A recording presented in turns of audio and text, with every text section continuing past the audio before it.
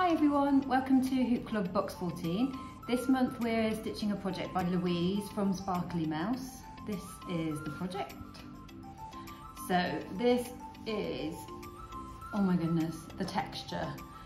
When you finish this, it's just so beautiful. So it's made up of all these gorgeous little stitches, and then we've given you the fabric with the lines on, and what you do is stitch around and just leave the letters unstitched, and that's how we get this effect. So I'm going to show you how to make this and unpack the box and show you everything that's in there. So this design is, it's really easy to do, but it will stretch your skills in just kind of in that repetitive kind of nature of getting little tiny stitches as neat as you can.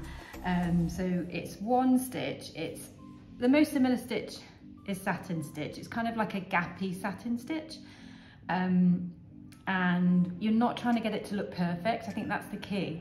It kind of looks good when it's a little bit uneven and there are spaces, and you don't want it kind of you don't want to be right next to each other like we have done with satin stitch in previous projects. You do want kind of little bits of gaps. I think it looks, I don't know, it just looks good when there are little gaps in the pattern, and you're just building up the texture by adding in your little stitches and not stitching onto the letters. So I really hope you enjoy it. It's a really relaxing one. It's so satisfying seeing it come to life, so have fun.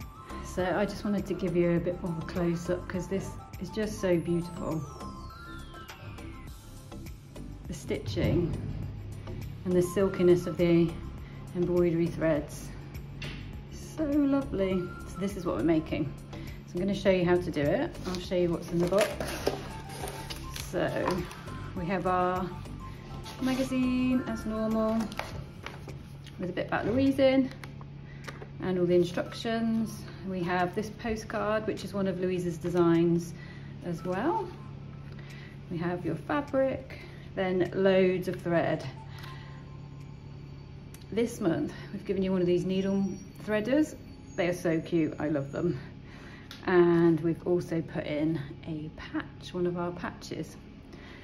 So we've got all our thread and everything we need here. So I'm going to show you how to get started. So I'll show you how to put the fabric into your hoop. So you unscrew the bigger hoop. I'm going to lay the smaller hoop on the table and put your fabric over the top, and we're going to try and get this. It's a little bit left aligned, the text on the design, so I'm going to make that go a bit lower.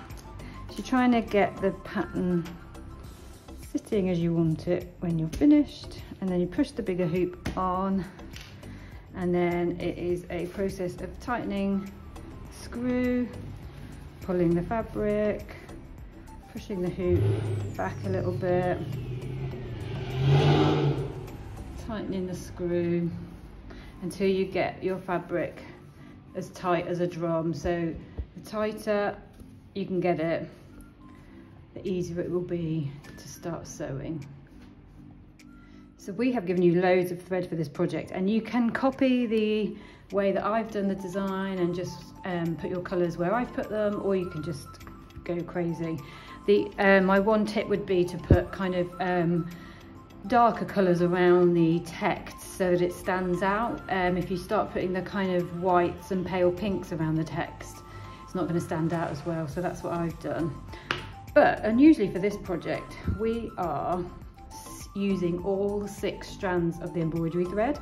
So normally we split the thread if we're doing a more detailed design, but this month we're going to use all 6 strands, so no need to split the thread. So just pick whatever thread you want to start with and load your needle up, and we can get going. So you can start anywhere you like on the embroidery. I've moved around and done different colours, trying to work out what colours I wanted to go where. So I did a fair amount of unpicking as well because I wanted to move the colours. So I've just recorded some video of me stitching the stitch so that you can see how we do it. So it is just a satin stitch, so come up and through the fabric, and then go back down the length of the stripe that's measured out for you, marked out for you on the printed fabric. So as I said, we're using 6 strands, and so you don't need to split your thread, and I would normally use around 40 to 50 centimetres of thread, just so I don't get tangled up.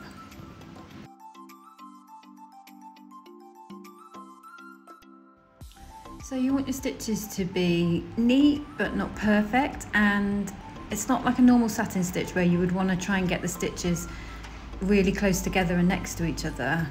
This is slightly different. You do want a little bit of a gap so that you kind of create that texture, and you kind of see a bit of the fabric peeking through. So don't try and get it perfect. Leave little bits of gaps, and yeah, what you're trying to do is kind of stitch to the line at the top and the bottom, and then you will, once you've stitched all of your lines, all of your lengths of embroidery, you won't be able to see the line. And yeah, some of the bits will be trickier than others, just in that their stitches will be smaller. When you're trying to fill in, say, the middle of an E or the middle of an A, your stitches are just going to need to be smaller, but none of them are so teeny tiny that they're really difficult. So this is a really good one for beginners. You just keep filling in your stitches and seeing the pattern come to life.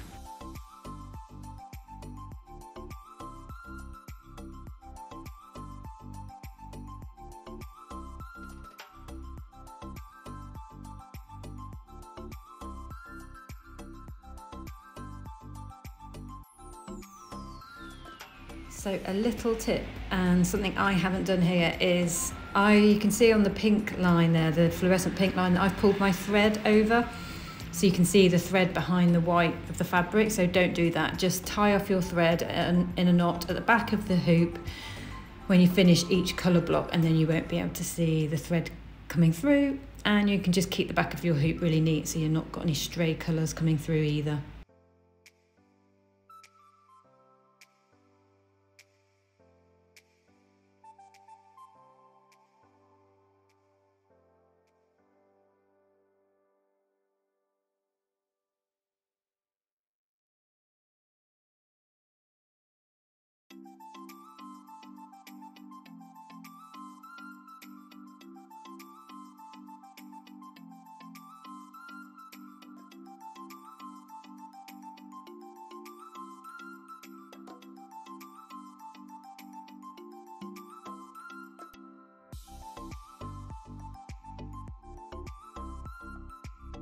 Once you've finished your design, we cut the wadding to the size of the backing disc,